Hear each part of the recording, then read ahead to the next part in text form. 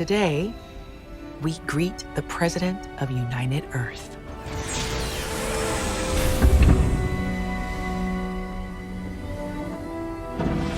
Madam President. Madam President. Welcome. I am so pleased that you've come. We are eager to begin diplomatic discussions. Nothing to discuss. United Earth is ready right now to rejoin the Federation. What the f***? Mr. Reagan. The left is obsessed with Stacey Abrams, and this naturally begs the question, why? And it's a fair question. Obviously, she's a fat black woman, and so she ticks 3 of the intersectional boxes right there, and even though she isn't a lesbian, she kind of looks like one, so there's the illusion of a 4th box ticked. But still, I don't get it. A Twitter user by the name of Barrington Martin II tweeted the other day, "Why do white liberals love black women so much?" Serious question. And a gentleman who goes by the name Spielberg's Glasses responded with an insight that I think was absolutely spot on. They want black women to be oppressed so that they can save them and then feel good about themselves for saving those poor black women. And I think this is absolutely right. I think that this is the core of what makes the box ticking work. Sure, a lot of leftists are just virtue signaling, but the reason that this works, the reason that box ticking is even perceived as a virtue at all, they genuinely believe that black people need their help. And black women, in particular, are one of the most pitiable victim classes. And the rotund nature of Stacey Abrams and her lesbian aesthetic only add to the leftist draw. But there are lots of fat black women who look like lesbians out there. What is it that makes Stacey Abrams so damn attractive? What is it about this woman in particular that has the left excitedly rubbing their hands together like a drunk Nancy Pelosi? I'm gonna get into all of this in one moment. First, I have to sell you something. So how is 2022 going for you so far? Good, I hope. It's been tough for many Americans. Many of us have woken up and smelled the roses. Some of us have smelled the coffee, and some of us have smelled a more pungent aroma. Okay, this metaphor is getting out of hand, but the point is that we have all realized how quickly time is rushing past. We're that much closer to retirement, and that much closer to not earning. But in the meantime, you've got some catching up to do. With crypto and the markets so risky right now and inflation running over 8%, what are you going to do with your money to keep up and to beat all of this? Well, you might want to talk to an expert over at Noble Gold and run through some of your options for keeping your money safe. No pressure, no hassle, no call centers. You just speak to somebody who knows what they're talking about for once. This month, Noble Gold is giving away a free 1/10 ounce solid gold American Eagle coin with every qualifying plan that you start. Call 877-646-5347 or visit noblegoldinvestments.com. That's noblegoldinvestments.com. So why is the left obsessed with Stacey Abrams? Stacey Abrams is not impressive by any metric. I mean, yeah, the left is obsessed with black women generally, and so there's a complete separate level of assessment for black women. I mean, just look at Ketanji Brown Jackson. She wasn't competing against every other qualified person in America for her Supreme Court nominations. She was competing exclusively with every other qualified black woman in America, which considerably reduces the number of people that she's competing against and reduces the level of relevant qualifications immeasurably. And the left does go on these weird kicks where they become obsessed with a particular person, sometimes people that aren't obviously useful to the left. Years ago, when Merrick Garland was nominated to the Supreme Court and Republicans blocked him, the left went insane. They became obsessed with this defeat. And now Merrick Garland is the Attorney General. Is he particularly impressive? I don't think so. Is he particularly popular among leftist voters? No. He's of no obvious use, and yet the left is obsessed with him. Now, one might speculate that perhaps he's a line tower. He's the kind of Democrat that can be relied upon to do the bidding of the puppet masters. Or maybe he's even compromised, and so a perfect puppet like Joe Biden. But that's all just speculation. The obsession with him, just like Stacey Abrams, is weird. But at least people like Ketanji Brown Jackson and Merrick Garland have the illusion of competence. They've found great success in their field. In the case of Ketanji Brown Jackson, this was no doubt aided by her race and her gender. But in any case, deserved or not, this woman can at least claim that she's qualified for the Supreme Court, and there are many who will believe it. But Stacey Abrams has done nothing. In fact, she's done less than nothing. She ran for governor of Georgia and lost. What's worse, she never conceded. She has accused Governor Brian Kemp of cheating through the suppression of black voters.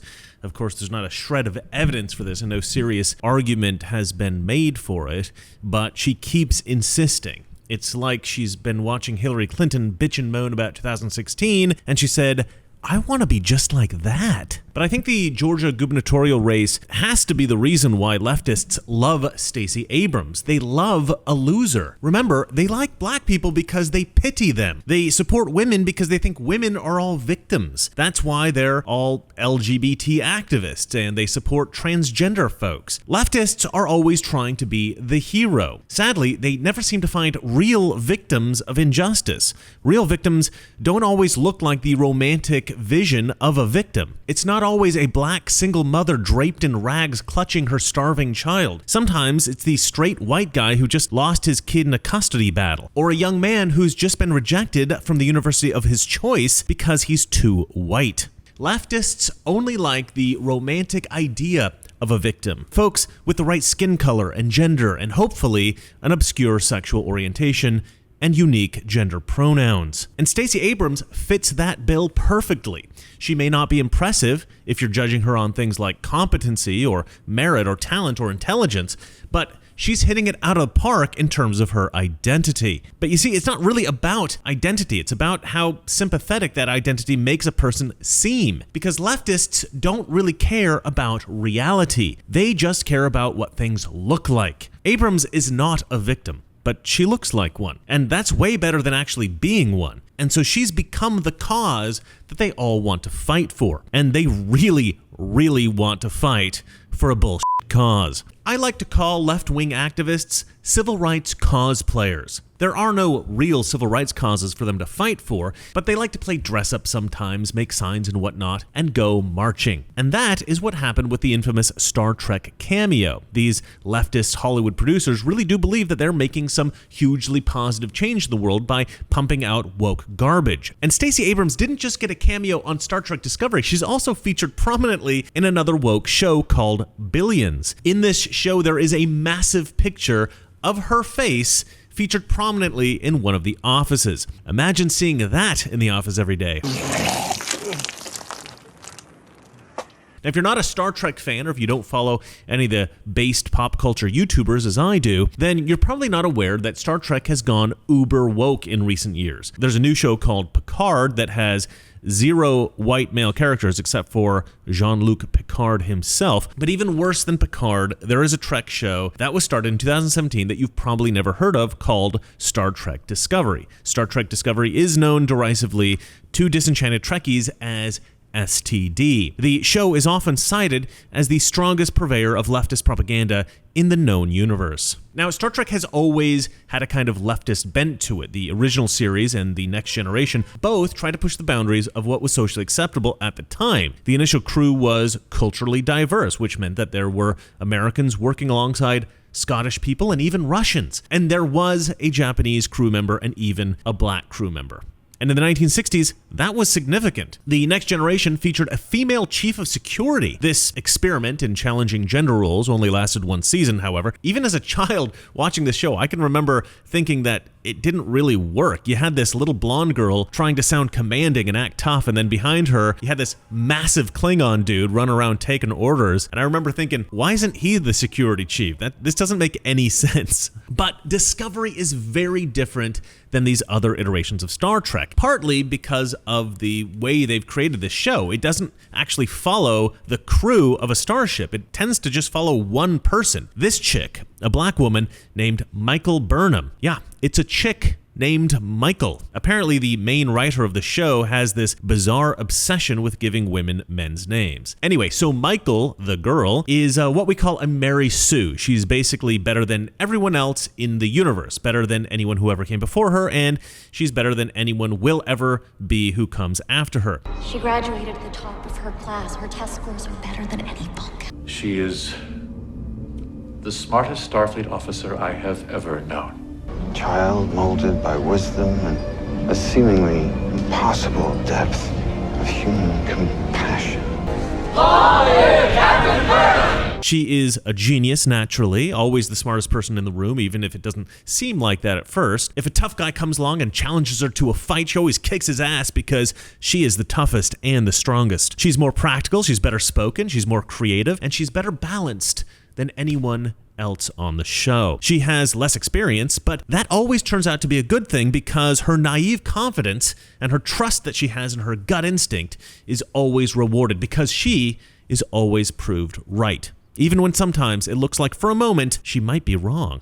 Nope, always right in the end because she's what Dictor von Doomcock calls the bestest ever. The bestest ever! She's so perfect, in fact, that she's referred to derisively by both Nerdrotic and the Critical Drinker as Space Jesus. Diverse female Space Jesus. And I did a little digging, and I found out that they actually called her Michael. The writers of the show decided on the name Michael because they wanted to portray her as some kind of twisted, atheistic version of the Archangel Michael.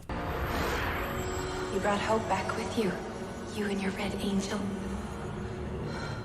They even bring her mother into the show at one point, and they call her Gabriel to push the point home. And okay, sure, they want to make people think that black women are amazing. You know, it makes sense that bad writers would think that this is how you do it, make a black female character who's essentially flawless. But you know what the problem is? We have real-life woke black women leaders right here in America, and the contrast between the fictional black female leaders and the real-life black female leaders is stark. The real-life Michael Burnham looks like this. Yeah, that's right, Lori Lightfoot is the real incarnation of your sick, twisted fantasy. And even better, this one's a lesbian. Not quite as pretty as the TV version, is she? Do you remember when Lori Lightfoot demanded that everybody stay at home because of the pandemic and then broke her own rules in order to get her hair cut because, according to her, she's the face of Chicago. She needs to look good. I'm the public face of this city. I'm on national media and I'm out in the public eye. And, you know, I'm a person who I take my personal hygiene very seriously. Really? She thought a haircut was going to help? I don't know. Anyway. But look, you might think, so what? As I established earlier, Star Trek has always tended to have a politically left-wing slant. So besides the format change from an ensemble focus to a main character focus, besides that, why is Star Trek Discovery so much worse than other iterations of Star Trek? Well, I called my friend Matt Kadish to ask about this. He's got a YouTube channel called The Salty Nerd, and if you like this kind of stuff, I recommend going and checking out his channel. He's the guy that I go to for advice on all things nerdy, and he clarified the problem perfectly. While Star Trek has always focused on inclusion and diversity, Star Trek Discovery is entirely bigoted. Previous iterations have recognized that America is a white country. Our values have their roots in Christian Europe, and America is a tolerant and inclusive country. We accept people from every race, culture, and religion, and Star Trek always reflected this. Star Trek Discovery, on the other hand, says there's 5 groups of people we don't like: men, white people, Christians, straight people, and cisgenders. Cisgender, of course, means anybody who isn't transgender, or what most of us would just call normal people. And it's actually 7 groups because the writers who created the show are strictly anti-conservative and very specifically hateful of Trump supporters. And this is not just speculation. The creator of the show and the actors have made clear Season 1 of Star Trek Discovery was written as a criticism of Trump and Trump supporters. There was one straight white male character in that season, just one, and he turned out to be, spoiler alert, the bad guy. Not only was he the bad guy, but he was an analog of Donald Trump, or at least the delusional leftist perception of Donald Trump. By season 3, there were no straight white males on the show at all. I watched a few episodes, and I really wasn't as offended as a lot of the Star Trek fans are. I mean, I kind of assume that Hollywood is going to pump out leftist crap. Also, I'm not the biggest fan of Star Trek, but I see why they are so upset. I mean, if you're going to make a sci-fi show that's sexist and racist and bigoted against straight white men, a show that's all about hate, fine. You're certainly going to find a small audience of woke lesbians that's going to love your show. Go for it. But why steal Star Trek? Why not make your own show? Why ruin ours? Well, I think that's partly it. I think part of the reason why they've chosen to vandalize Star Wars in this way is the satisfaction of knowing that they've destroyed something that's loved by those that they hate. If the straight white men that you hate so much love Star Trek, let's ruin Star Trek. It's the same thing that they did with Star Wars. And so I know what cultural vandalism feels like because I was never a huge Trek guy. I do love the original Star Wars trilogy, and I was very sad to see that part of the culture so disrespectfully violated. But I also think that the reason that they chose Star Trek instead of doing an original sci-fi show was that Star Trek is a name brand. I think that they were thinking about this financially. Oh, if we make a Star Trek show, everybody's going to go watch it, right? But that really didn't happen. You see, Star Trek Discovery was a financial disaster. The ratings have always been abysmal. But CBS obviously didn't think that when they greenlit the project. They thought they had a winner. Hindsight is 2020, and we can look back at the failure that is Star Trek Discovery and say, of course it was going to fail. Of course, if you take an established franchise and completely change it and express bigoted messages of hate against the very fans of that franchise, of course it's going to fail. But I think that the thought at the time was, we're going to get a whole new audience of woke, leftist lesbian chicks, and they're going to watch the show. And we might even retain a good percentage of traditional diehard Star Trek fans just because it's Star Trek. And they're going to be convinced by our bigoted messaging to become woke social justice warriors just like ourselves. Perfect. Of course, the only traditional Star Trek fans still watching Discovery are hate watching it. And as it turns out, the pool of woke leftist lesbian chicks who actually want to watch a Star Trek show, it's extremely small. And so the show is naturally a huge failure. Of course, Hollywood tries to prop it up by pretending it's brilliant. Most Star Trek shows rate pretty well. There's a decent consensus between critics and viewers. But in general, the fans have liked the shows. Not so much with Discovery. The critics are trying to tell everybody that it's amazing, but the fans, they're not so impressed. And it's even more stark when you look at the show season by season. Season 4 is the worst by far. 92% of critics love it versus 19% of fans. The disparity is striking. The people who produce the show are delusional. They really think that they're making the world a better place by producing this show. They think that they're fighting against the bigotry and hatred of evil conservative Trump supporters by being bigoted, hateful, and evil against straight white men. So it's no real surprise that these people would court somebody like Stacey Abrams, bring her onto the show as their romantic ideal of the perfect leader of Earth. And of course, all the other characters on the show are just so enthusiastic to be in her presence. If Michael Burnham is their space Jesus, then Stacey Abrams is their space God. In the world of television, there's an expression, jumping the shark. This expression comes from the show Happy Days. For one episode of Happy Days, the writers of the show dreamed up a cheap stunt in which the Fonz on water skis literally jumped over a shark. It was such a lame episode that it became the stuff of legend. But contrary to popular belief, the episode didn't actually kill the show. Happy Days went on for 6 more seasons. But for some reason, the stunt has become synonymous with any cheap stunt used to drum up ratings for failing shows, but which ends up backfiring and killing the show. And as I said, Star Trek Discovery has not been doing too well with ratings, and the Stacey Abrams stunt did get them some publicity. But did it backfire? Did Star Trek Discovery just jump the shark? I don't think so, but maybe, just maybe, they jumped the whale. Well, that's it for me, and remember, it's not that our liberal friends are ignorant, it's just they know so much that is not so. Good night.